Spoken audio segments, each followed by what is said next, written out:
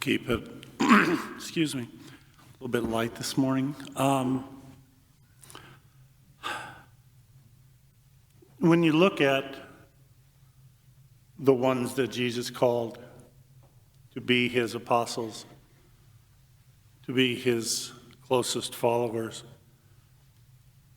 the first questions I think when we're looking at it is, Jesus, what were you thinking?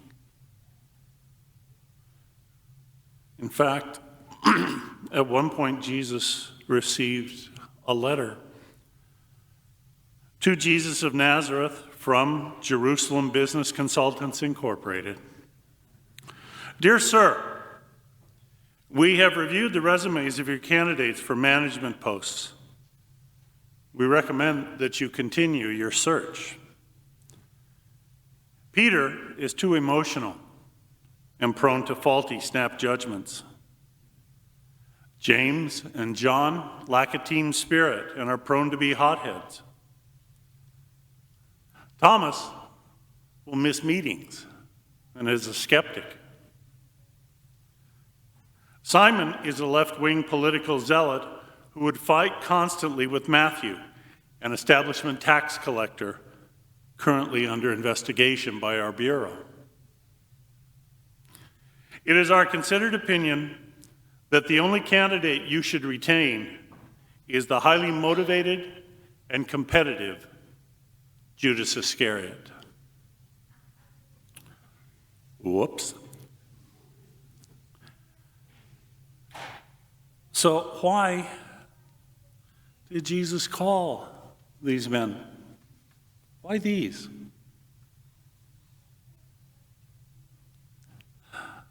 By our standards, totally unqualified. And yet sometimes, yes, we want to be qualified for the jobs that we're called to do. We want to be well equipped, and we want to have the people that are serving us be as qualified as possible. But the minister of a local Episcopal church insisted on leaving written instructions and notes to his staff. Sounds familiar. Whoops. A janitor who could not read or write was soon found out when he failed to respond to the written messages. He lost his job. Although unlettered, he was brilliant and soon began his own business and became very wealthy. One day, his banker was astonished to discover his illiteracy. The banker said, "Good heavens, just imagine where you would be if you could read and write." The successful man grinned and said, "Yep, I'd be a janitor in an Episcopal church."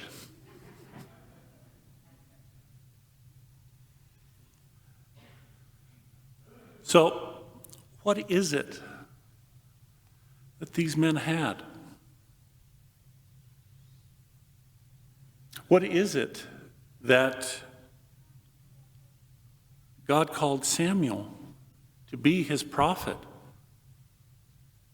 And eventually the prophet who would call and anoint and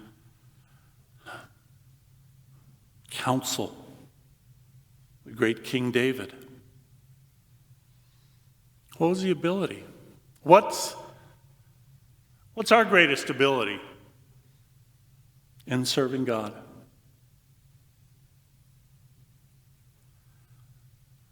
There are great abilities that people acquire, cultivate, and demonstrate. In the service of God, however, there is one ability that is the greatest of all.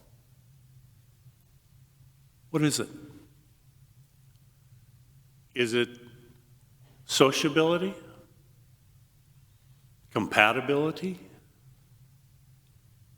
Accountability? Adaptability? Reliability? The greatest ability is availability. If we are not available to God, no matter what other kinds of ability we have, our ability is no good.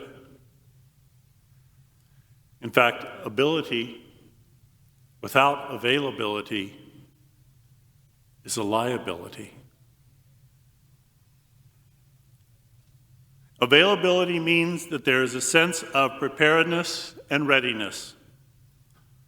There are people in life who are prepared, but they are simply not available. Sometimes people assume God cannot use them because they do not have great abilities, special talents, or gifted aptitudes. They feel they are just ordinary and do not have anything special for God's use. But God never asks about our ability, only our availability.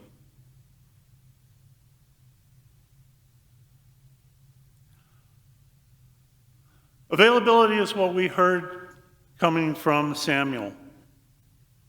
Speak, Lord, for your servant is listening. I read a comment one time that said, how sad in this day and age. What we seem to say to God is, listen, Lord, for your servant is speaking. Stop and examine our prayer.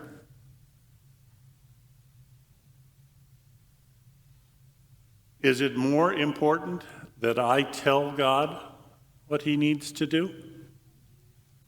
That I tell God what I want?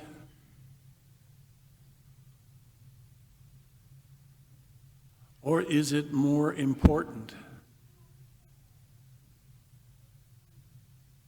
that I am available to God?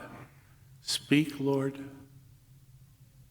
for your servant is listening. Not talking all the time. Lord, I'll let you get a word in edgewise. Because when you speak your word to me, that word is always love.